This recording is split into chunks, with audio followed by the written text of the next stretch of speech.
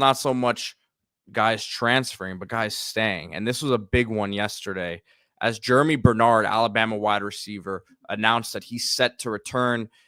He was really considering the NFL draft. He said he led the team in receptions last year, started his career at Michigan State, then was at Washington with Kalen DeBoer, followed him over, and really a great route runner, tough blocker, 6'1", 200 plus. So can do it all.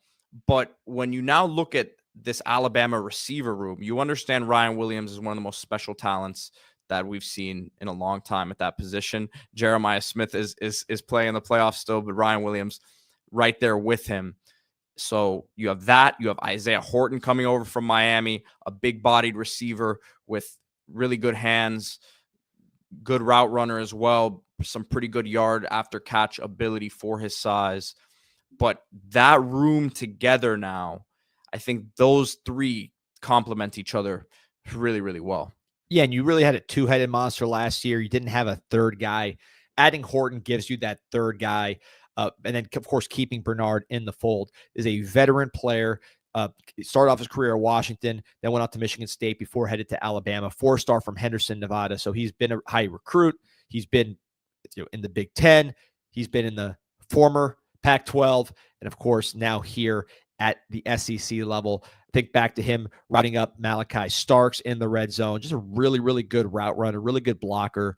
Just a rock-solid receiver, not a Ryan Williams where he's going to make the highlights with these ballerina-type moves after the catch, but someone that's dependable. I'm not going to say he's John Mechie, but he's that kind of just reliable guy, 6'1", 209, so he's heavy for a wide receiver.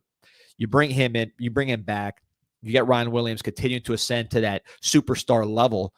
Then you get Isaiah Horton, who at Miami this year was very much third down target, red zone target, very, very good on slants. He has deep threat ability, which Miami didn't use as much this year, but he is able to get downfield on those posts. Hard worker as well, someone who's continuously improving.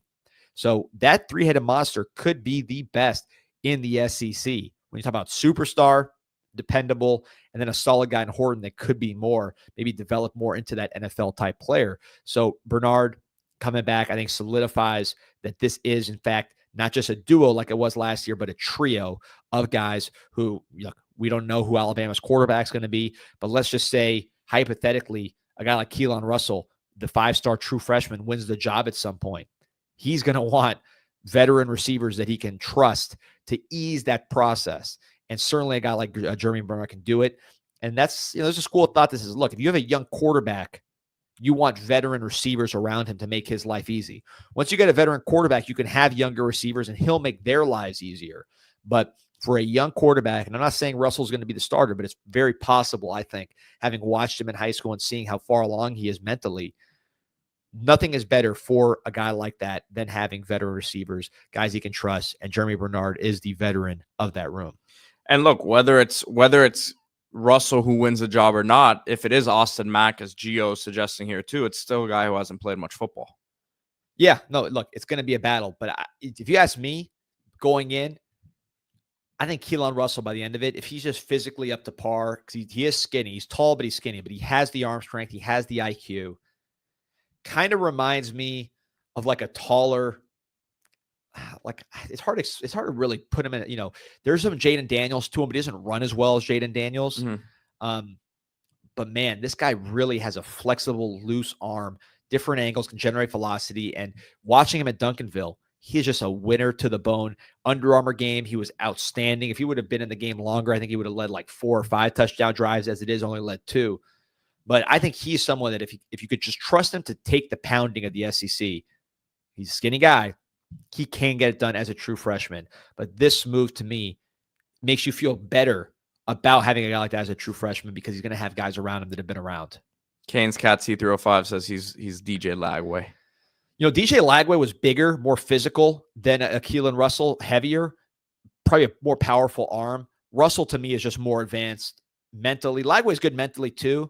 But I think Russell, just as far as seeing the field, I think is a little further ahead, at least from what I've seen in high school. And then he's going to be a little more accurate. But the power, the horsepower, the size, I think Lagway's got that in spades. Real quick here, some breaking news before we get back